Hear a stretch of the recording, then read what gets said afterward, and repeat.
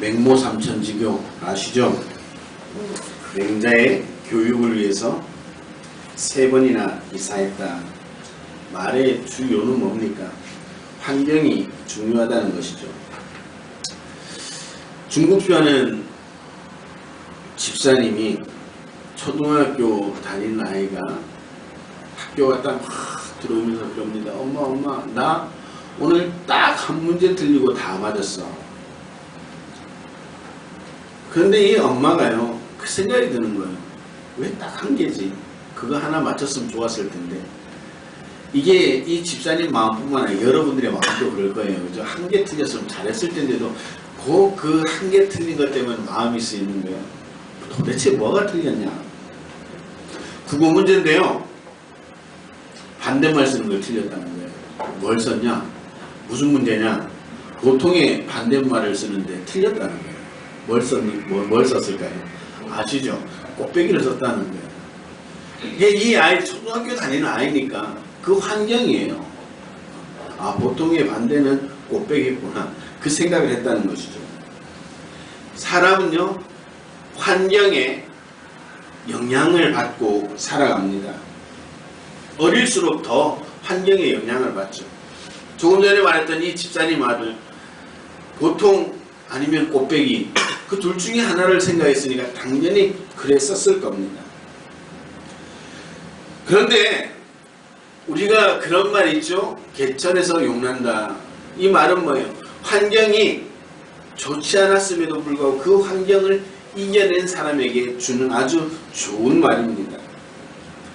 역사 속에서도 개천에서 용난 분들이 많고요. 성경에서 보면 개천에서 용난 분들이 많고요. 오늘 우리 행복한 교회에서도 개천에서 용난 사람이 바로 접니다. 인정들 안 해주네. 환경을 극복하고 이겨낸 사람들. 오늘 본문에 나오는 요시야 왕이 그런 사람이었습니다. 요시야 왕은 어려운 환경 속에 살았습니다. 너무너무 왕조가 급변하고요. 아버지는 철저하게 우상을 섬기던 그런 사람이었습니다. 신하들이 혁명을 일으켜서 아버지를 죽여버리고 이제 8살에 이 요시야가 왕이 되었습니다. 8살에 왕이 된 요시야가 과연 할 수 있는 게 무엇이었을까? 제가 보기엔 아무것도 없었을 겁니다. 그저 어떻게 하면 하루하루를 더 잘 살아갈까? 어떻게 하면 내가 목숨의 위협을 받지 않고 살아갈까? 정적들로 인해서 그것에만 신경 쓰고 살아가지 않았을까? 그렇게 생각을 해봅니다.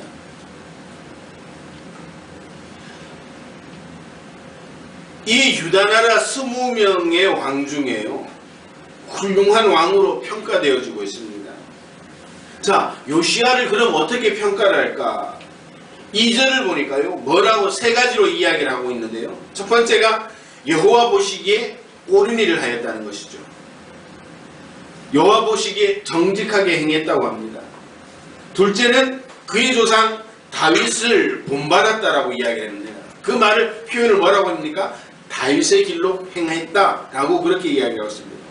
세 번째는 오직 한결같은 마음으로 여호와를 섬겼다는 겁니다. 좌로나 우로나 치우치지 않고 하나님만 섬겼다. 대단히 좋은 평가를 받고 있습니다. 저는 우리 행복한 교회가 이렇게 좋은 평가를 받을 수 있는 교회가 되어지기를 주님의 이름으로 축원합니다. 또 저와 여러분들의 가정이, 또 여러분들의 자녀들이, 우리 자녀들이 세상에서 그렇게 좋은 평가를 받을 수 있는 복된 자녀들이 되어지기를 주님의 이름으로 축원합니다. 나는 아니다 라고 할지는 몰라도 세상은 한 사람도 빼놓지 않고 평가를 하고 있다는 사실입니다. 저 사람은 어떤 사람이야? 저 아이는 어떤 아이야? 사실 교회 목회를 하는 제 입장에서도요, 성도들을 보면서 평가 아닌 평가를 하죠.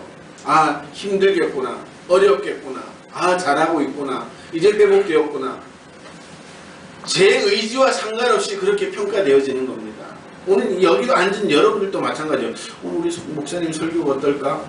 그런 평가하는 마음도 여러분들의 의지가 아니라 자연스럽게 그렇게 되어진다는 것이죠.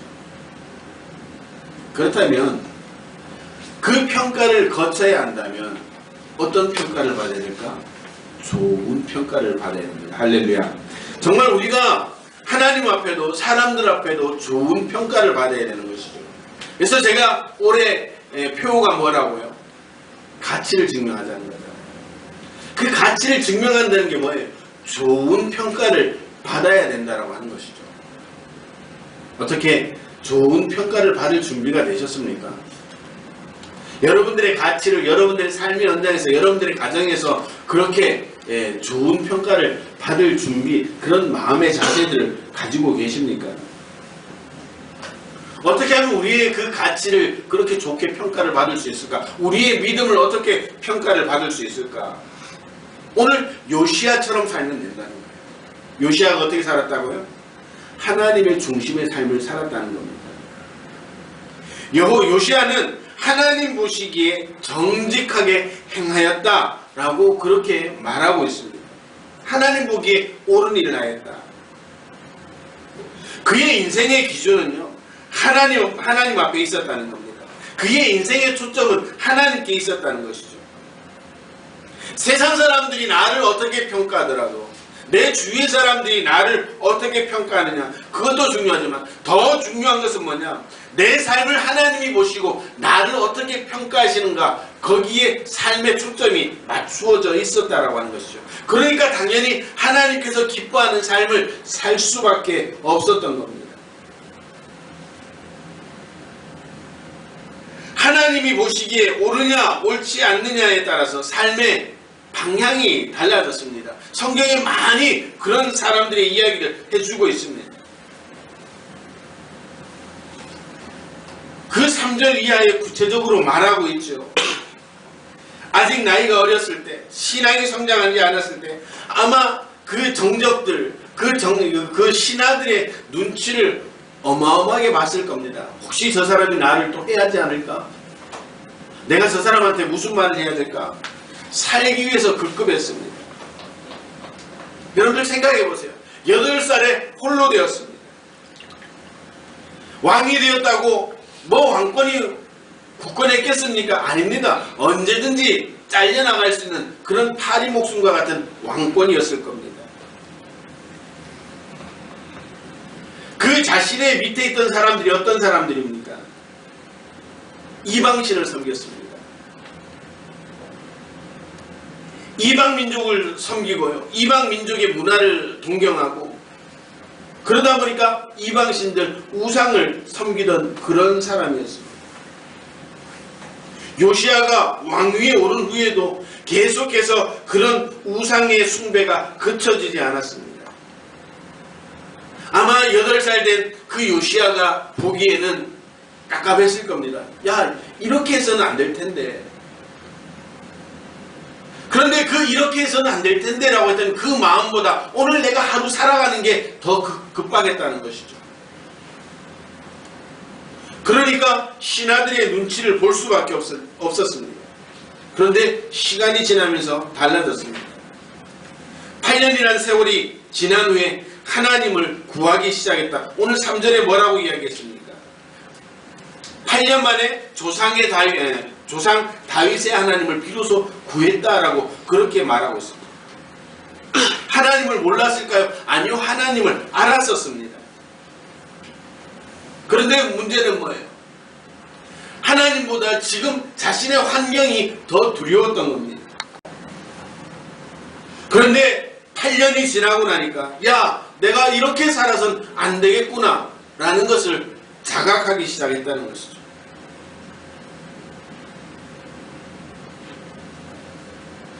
그동안은 내가 어떻게 하면 좀 오래 살까, 어떻게 안전하게 살까, 그 생각을 했었다면 이제 8년이 지나면서 어떤 마음이 들었을까요? 하나님을 의식하고 하나님의 뜻을 구했다는 겁니다. 그 8년 만에 그 신하들이 변해서 아니에요. 상황은 여전히 똑같았을 겁니다. 신하들의 눈도 여전히 똑같았을 것이고요.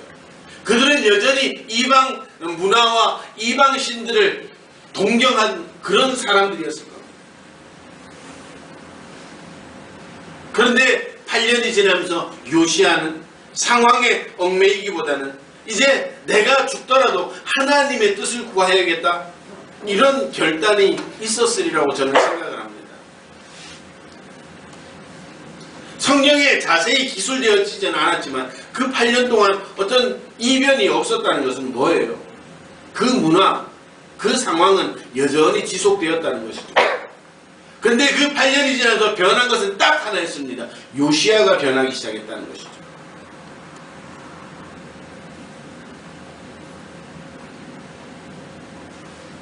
16살이 되면서 달라졌습니다. 그리고 곧 12년이 더 지나 20살이 되었습니다. 그때는 어떻다고 이야기를 합니까? 모든 우상들을 제거해버렸다고 말하고 있습니다. 우상들을 가루로 만들어서 그것을 섬기던 자들의 무덤에 뿌렸습니다.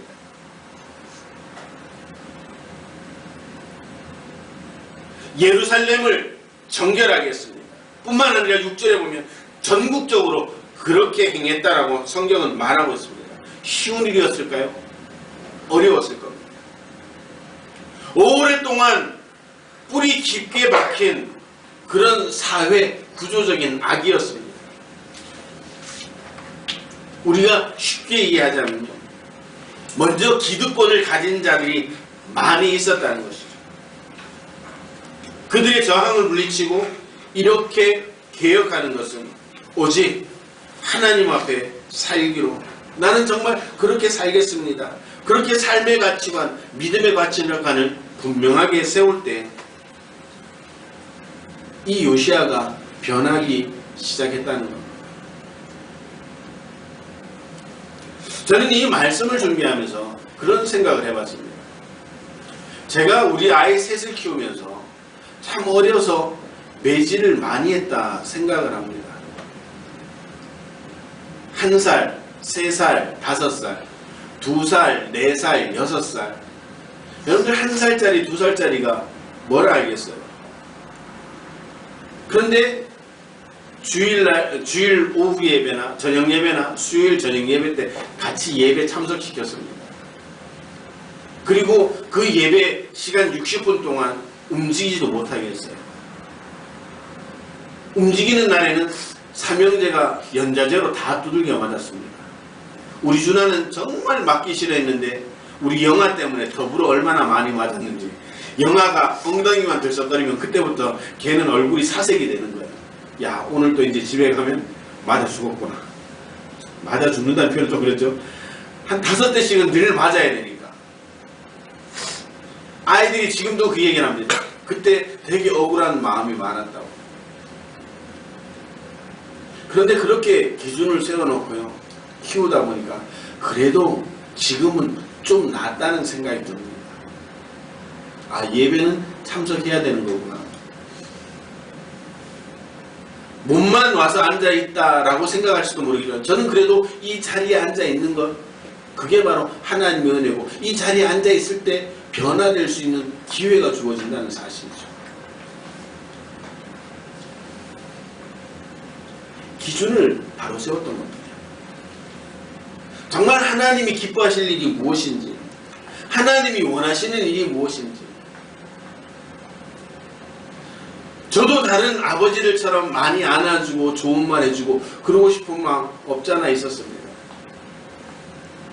저희 처 외숙모가 저희 결혼할 때 그런 말씀을 하셨어요. 백서방, 절대 백서방의 아이는 성도들 앞에서 안아주지 말게 해요.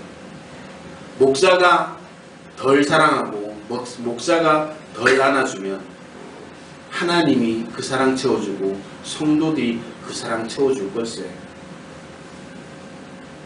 그 말이 저는 정답인 줄 알고 그렇게 살아왔습니다. 교회 안에서 우리 아이를 한 번 안아본 적이 없습니다. 그런데 정말 저희 그 처 외숙모님 말씀대로 우리 아이들은 성도들이 안아 키워주고 청년들이 안아 키워주고 그렇게 키워주시더라고요. 우리의 삶에 우연이 되는 것은 없습니다. 우리 행복한 교회가 우연히 설립되었다? 아닙니다. 중요한 건 뭐예요? 오늘 우리가 또 우리 행복한 교회가 하나님 앞에 살아가는 교회, 그런 성도가 되어야 된다는 겁니다. 지금 내 앞에 하나님이 계시다라고 하는 그 마음.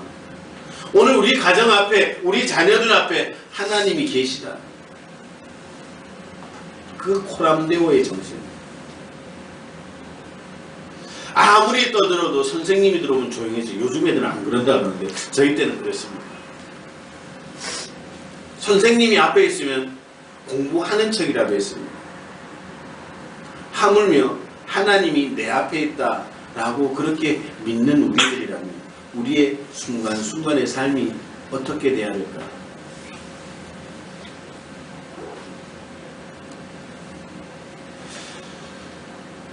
교회부터 또 여러분들은 여러분들의 가정과 자녀들부터 그렇게 가르쳐야죠. 하나님 앞에 서 있는 존재예요. 내가 해주지 못하더라도 하나님 앞에 서 있으면 하나님이 책임져 주는 인생이라는 것을 여러분들 가르쳐야 됩니다.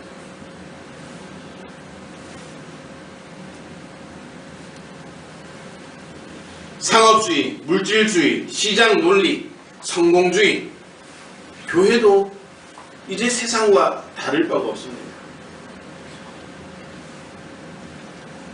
돈을 많이 벌어야지 하나님의 은혜를 받았다고 생각을 합니다. 높이 올라가야지 하나님의 복을 받았다고 생각합니다. 그러니까 성도들은 자꾸자꾸 큰 교회로만 갑니다. 목사들도 자꾸자꾸 교회만 성장시키려고 하고 어떻게 하면 큰 교회로 갈 수 있을까 생각을 합니다. 예수님이 그런 사람들에게 뭐라고 말씀하십니까? 강도의 불혈로 만들지 말라고 말씀하신 거예요. 여러분들, 번영의 신, 그 금송아지가 우리를 지배해서는 안 됩니다. 교회는 하나님의 집입니다. 가정은 하나님이 여러분들에게 준 작은 공동체입니다.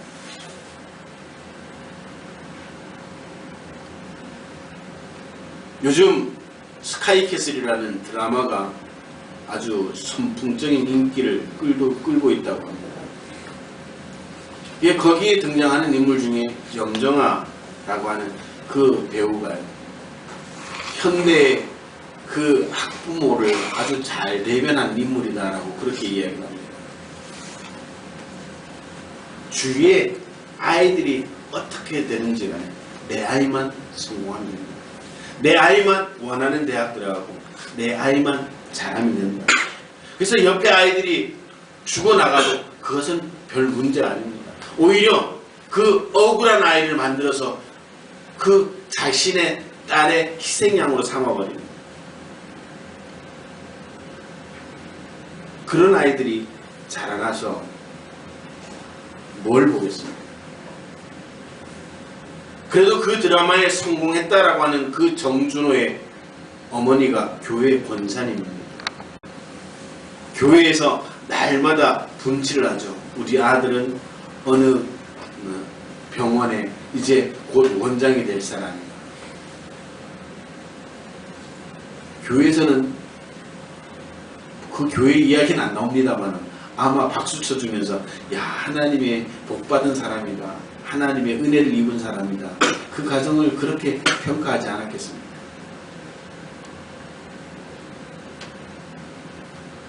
교회는, 가정은 하나님의 집입니다. 예수님은 이렇게 말씀합니다. 내가 내게 이르노니 너는 베드로라. 내가 이 반석 위에 내 교회를 세우리니 음부의 권세가 이기지 못하리라. 세상에 어떤 세력이 와도 이기지 못하는데 요즘 교회가 그렇습니까? 여러분들의 가정 그렇습니까?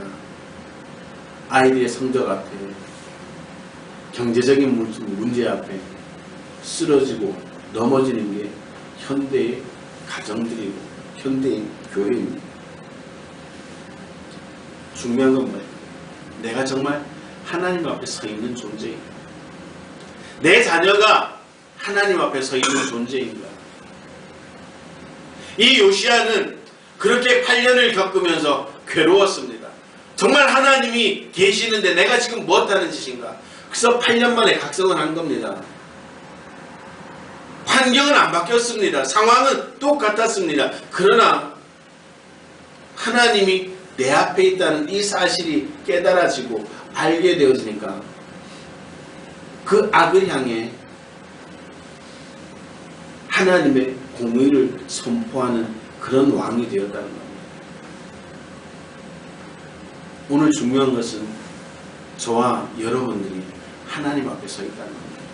2019년을 시작하는 이 시점에 하나님이 여전히 우리 앞에 계시고 오늘 이 교회 안에 계시고 여러분들의 가정 안에 계신다는 사실을 기억하시길 바랍니다. 그렇다면 우리가 어떻게 살아야 될까? 우리가 어떻게 신앙생활을 해야 되고 어떻게 우리가 자녀들을 가르쳐야 될까? 그 대답은 분명합니다. 여러분들이 그걸 안다고 해서 환경은 안 바뀝니다. 여건은 똑같습니다. 그럼에도 불구하고 하나님 앞에 서 있는 것처럼 하나님이 오늘 우리와 함께 하시는 것처럼 그렇게 믿음으로 살아갈 때 우리의 삶의 환경들이 변하기 시작하는 겁니다. 내가 변하지 않고는 환경이 변하지 않습니다. 내 믿음이 변하지 않고는 우리의 가정이 변하지 않습니다. 우리의 믿음이 변하지 않고는 이 교회가 변화될 수 없습니다. 그 첫 걸음이 어디입니까? 하나님이 나와 함께 계신다. 그 코람데오의 믿음이 필요한 시기가 바로 오늘 이 세대라는 사실을 기억하시길 바랍니다.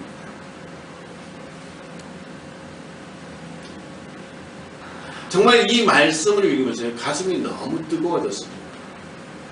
오늘 나는 이 요시야 왕과 같은 그런 마음과 믿음이 있는가?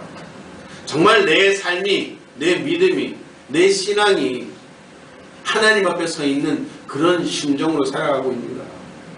더불어 제가 처음 목회했던 그 시간을 돌아보면서 나는 지금 변질되어지고 있는 존재가 아닌가? 라고 하는 생각을 깊이 해보게 되었습니다.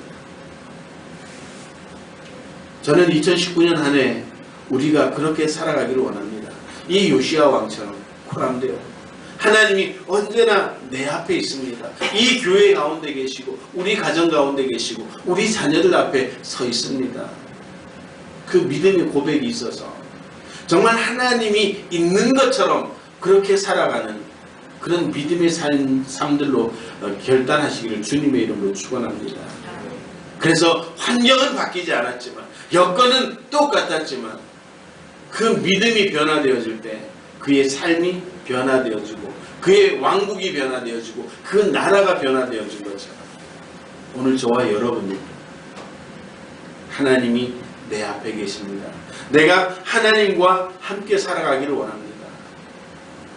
주님이 내 인생의 주인이 되셔서 나를 이끌어 주실 줄로 믿습니다. 라고 하는 이 귀한 고백이 저와 여러분들 입술 속에서 고백되어지게 하셔서 2019년은 정말 하나님께서 이끌어 가시고 하나님께서 변화시켜 주시는 하나님의 능력으로 넉넉히 살아갈 수 있는 저와 여러분들 되시기를 주님의 이름으로 축원합니다. 그런 가정, 그런 교회, 그런 자녀들로 세워지는 그런 복된 한 해가 되어지기를 주님의 이름으로 축원합니다. 기도하시겠습니다.